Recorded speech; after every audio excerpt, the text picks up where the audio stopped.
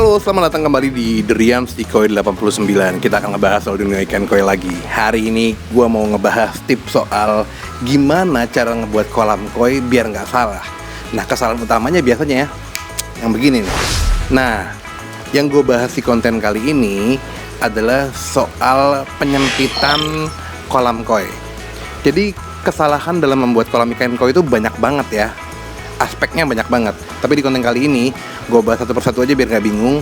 Gue akan ngebahas soal pembuatan kolam koi yang disertai dengan pijakan ataupun tempat untuk menaruh pot bunga, yang fungsinya sebenarnya sangat mengurangi banyak hal dari kegunaan kolam koi lo. Oke, maksud gue pijakan tuh begini. Nih ya, gue kasih gambaran.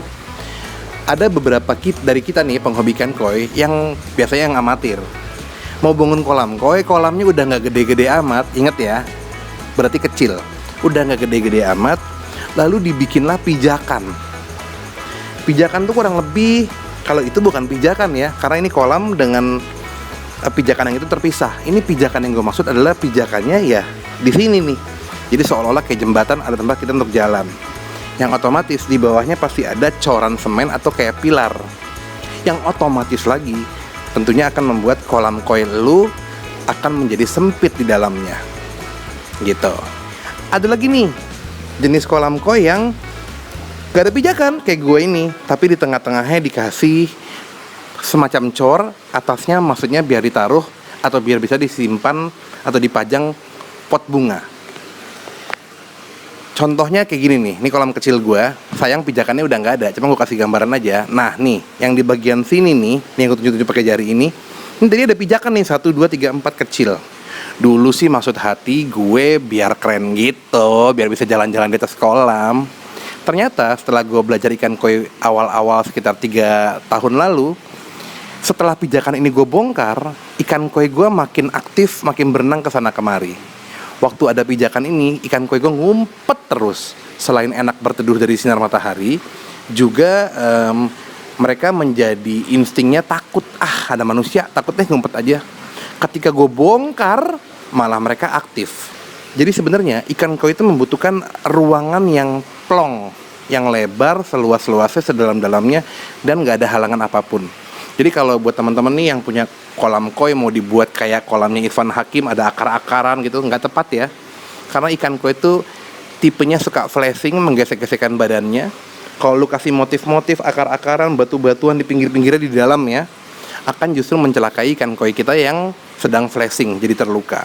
Nah, kita bahas nih, kita breakdown satu persatu apa aja kekurangannya kalau kolam koi kita lu buat pijakan atau seperti coran yang gunanya untuk lu taruh pot bunga. Yang pertama, kalau lu taruh pijakan atau coran seperti itu akan mengurangi volume air kolam dan juga tentunya mengurangi kelonggaran ikan koi kita untuk leluasa berenang. Ingat, sekali lagi gue ingetin, ikan koi itu memerlukan sebenarnya kolam yang nggak muluk-muluk, cukup besar, cukup dalam, dan lapang. Ingat, dinding kolam koi harus dibuat licin untuk jaga-jaga kalau mereka flashing. Yang kedua, kelemahannya pijakan adalah itu cenderung membuat ikan koi kita makin takut terhadap manusia atau lu sebagai pemiliknya. Lu perhatiin deh, kalau lu punya pijakan atau tiang di dalam bagian kolam lu, pasti ikan koinya lebih sering ngumpet di bagian situ. Selain enak teduh karena jarang kena sinar matahari, kedua insting mereka kan takut ya terhadap manusia, jadinya ngumpet terus. Jadi lu nggak akan, bisa dibilang jarang banget ngelihat ikan koi lu aktif berenang seperti ini. Yang ketiga, kalau lu taruh pijakan seperti itu, selain mempersempit kolam lu tentunya, itu juga menciptakan ikan koi lu malas bergerak, yang akhirnya pertumbuhan mereka menjadi besar tuh agak lambat. Malah yang paling parah, jangan-jangan bisa nggak tumbuh-tumbuh. Nah, jadi tips dari gua buat lo yang mau pengen buat kolam koi, usahakan kolamnya yang tidak besar-besar amat alias kecil. Hindari deh pembuatan pijakan atau semacam tiang coran di dalam bagian kolam lo untuk fungsi lo jalan ataupun penempatan pot bunga. Yang kedua, hindari deh pembuatan jembatan di atas kolam koi. Ingat ya, bila kolam lu kecil. Karena kasus pembuatan jembatan akan tidak menjadi masalah bila kolam lu memang besar dan lu memerlukan jembatan untuk nyebrang. Kalau besar dan jembatannya cukup tinggi, nggak apa-apa. Yang gue bahas sekarang, ingat ya, kalau kolamnya kecil. Kolam lu udah kecil, lu buat jembatan, ya sama kayak pijakan. Nanti ikan koinya ngumpetnya di bawah jembatan terus. Dan lu ngontrol kesehatan ikan koi lu susah. Lagi mau lihat kesehatan mereka, mau lihat, nah mereka di bawah jembatan. Lagi mau kangen lihat pertumbuhan yang ini ikan koi lu, mereka ntar di bawah jembatan. Jadi ntar tertunda terus untuk melihat pertumbuhan dan melihat ikan koi lu berenang dengan leluasa. Jadi pembuatan jembatan dengan pembuatan pijakan itu seharusnya bisa dihindari. Ingat sekali lagi, kalau kolam lu besar, mau lu buat pijakan kek, lu mau buat jembatan kek, gak akan jadi masalah. Nah, ini ada gambaran contoh lagi beberapa kolam koi yang gue sih gak bilang salah loh. Karena kolam koi itu bisa lu buat semerdeka mungkin. Kan karya lu juga, lu mau buat kolam seperti apa.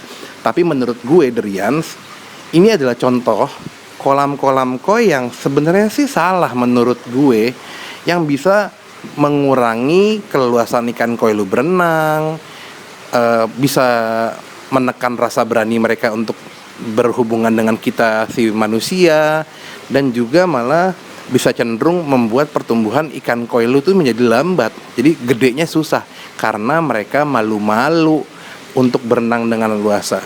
Berenang itu dengan leluasa sama aja kayak kita manusia nih, olahraga. Kalau kita badannya nggak diolahragain, nggak gede-gede dong. Nah, koi itu butuh bergerak untuk memperbesar tubuh mereka. Makin banyak mereka bergerak, makin lapar mereka, makin banyak makannya.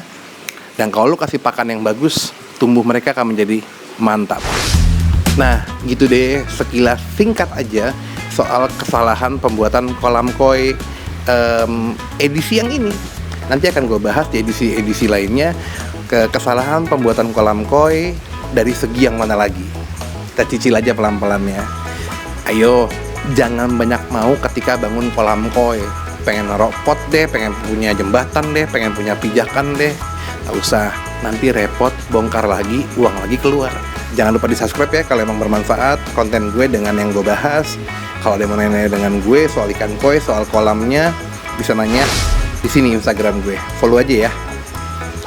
Cheers baby, salam satu hobi, salam Nishiki Goy. Sehat-sehat semuanya, selalu pakai masker. Liburan jangan kemana-mana, di rumah aja. Stay at home, be safe. Assalamualaikum, bye-bye.